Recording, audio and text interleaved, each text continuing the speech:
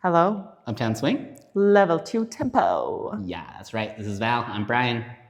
And we did some just like chill moves that you can do to tempo, to higher tempo music. And it was just like walking around. We start with walks. It's a direction change. Go.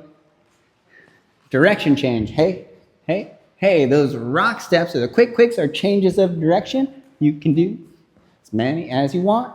Hey, hey, hey. It can be on either side. Boom. Hey, boom, boom, boom, boom.